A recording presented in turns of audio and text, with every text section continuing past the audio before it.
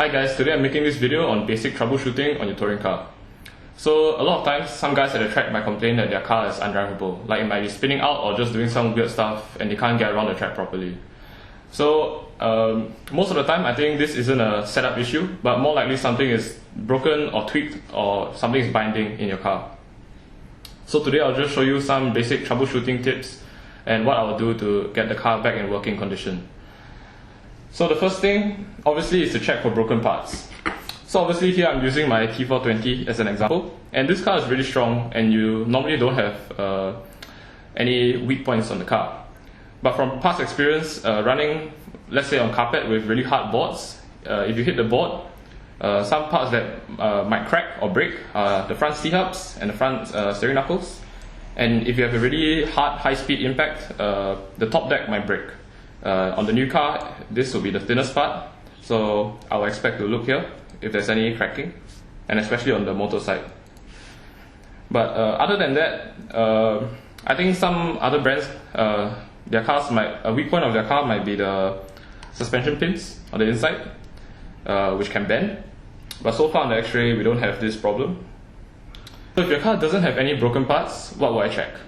Well, I think most likely something is probably binding if you didn't have a hard crash. So what I mean by binding is that the suspension is not moving freely. An example of binding is in the rear hubs. If you tighten this set screw too tight, then the rear hub will not fall under its own weight. But if you build it correctly, as you can see, it falls under its own weight. And this can also happen in the front with the C-hubs. So sometimes what you might need to do is use a file and sand these two parts equally to remove some material and make it bind free. So it's super important to have a free suspension so that the wheels are able to move up and down as how they're supposed to on the track. And another part that plays a really key role in binding is the play of the arms. So as you can see here, I always set my arms with some play, front and rear. And this is really important to prevent binding on the track when the suspension is under full load. So these are some of the key areas I'll look out for. Another problem that you may face with the car is tweak. So what tweak means is that the car is not flat. So the easiest way to check this is just remove all the tires from the car and place it on the board, and make sure you don't have any battery tape on the bottom of the car. So if the car flat on the board, the easiest way is to just press one corner and see if the other corner is lifting. So as you can see here, on a perfectly flat glass surface, the car is completely flat on the glass board. So this means that my car is not tweaked. So obviously if you have a tweaked car, you have to check what's wrong with the car and why it might be tweaked. So the first thing I do is to loosen all the upper screws on the car. So it's the 8 screws holding the top deck, the middle one if you have one, the upper bulkheads, 8 in total, and the 8 screws holding the shock towers.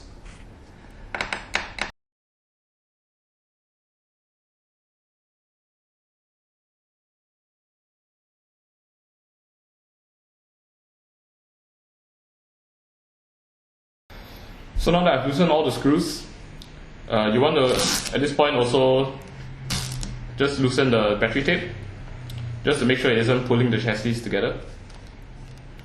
And now you just want to check again if the car is flat on the board.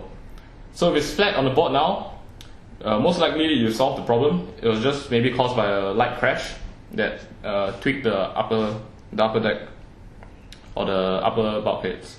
But if at this point your car is still not flat on the surface, then most likely it's due to tweak in the motor mount. It's most likely due to tweak in the motor mount or in the lower bulkheads. The motor mount is really easy to solve the tweak. All you have to do is just loosen the screws holding the motor mount and make sure it's straight, and then just tighten it all back. But with the lower bulkheads, it's a bit more tricky because you obviously have to remove the diff and the upper bulkheads to make it straight. One easy way to check if the lower bulkheads are tweaked is to just check the play in the sway bar. So when I build my cars, I always set a little bit of left to right play in the sway bar, just to ensure that it moves freely. So all you need to do is remember how much play you set, and if you feel that the play is more or less, it's probably because the bulkheads have bent like this or like this, and that's an easy way to tell if your bulkheads are tweaked. So now I've removed the rear diff and the upper bulkhead from the car, and now we can straighten the bulkheads. So Hoodie make a really nice tool for this, specific to the X-ray, which is 17 mm wide, which is exactly the distance between these two bulkheads. So that allows you to really easily straighten the bulkheads. Unfortunately, I don't have it with me now, so here's another alternative way of doing it. So you just want to take a pair of calipers and measure the distance between the two bulkheads. So at the rear point is 16.91, and now I measure the front.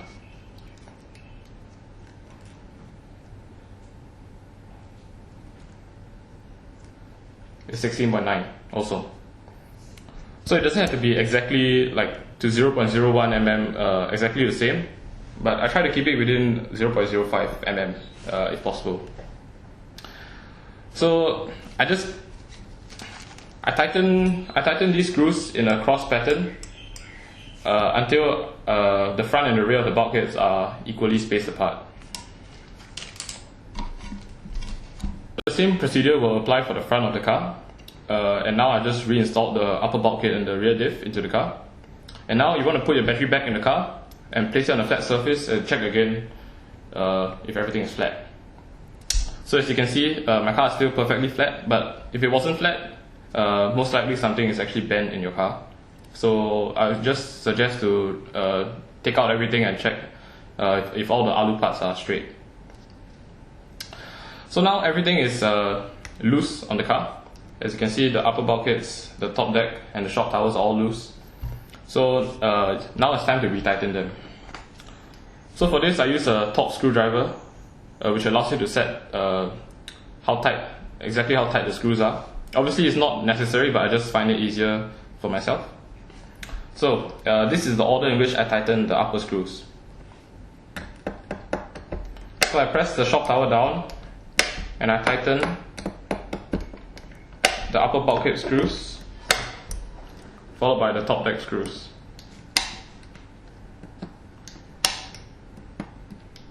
And as you can see, I tighten everything in a cross pattern to ensure that everything stays flat.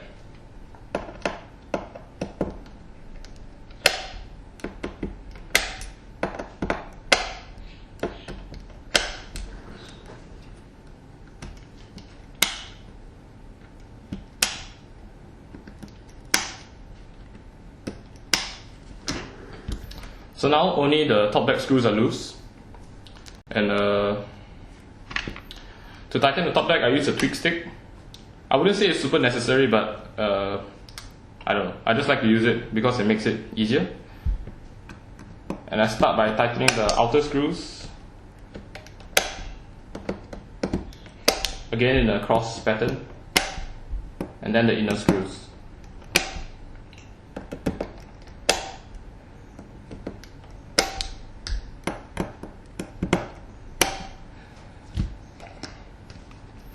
And now as you can see, the car is perfectly flat and there's no tweak in the car. So one part of the car that some guys often forget to check the tweak of is the sway bars. So this is to ensure that the sway bars lift evenly left and right. So now I'll demonstrate how to do this. So I've just placed the car on 10 mm droop blocks. And the first step is to check the downstop without the shocks on. So in the rear, I set the downstop at I want to set the downstop at 4.4, so it's a bit low.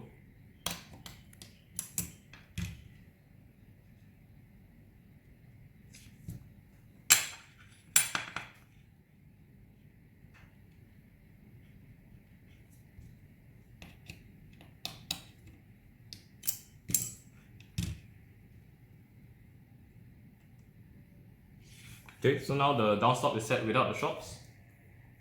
And now I use a pair of calipers to lift one side of the arm, measuring at the axle. And I just kind of bounce it until I see the other side is lifting. So it's still not lifting. So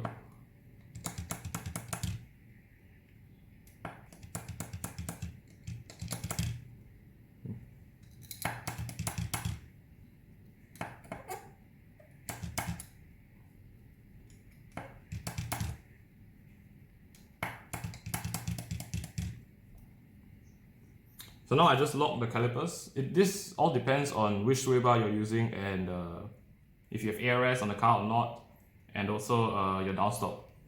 So now at this value I tighten the calipers, and as you can see, the other axle is starting to move.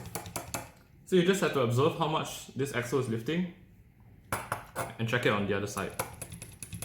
So as you can see, both axles are lifting with the same amount of play at almost 40 mm.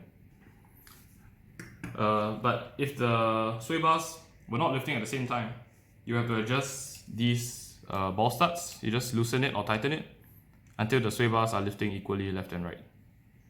So for instance, if this sway bar was not lifting now, but this was lifting too much, then I'll tighten this and loosen this.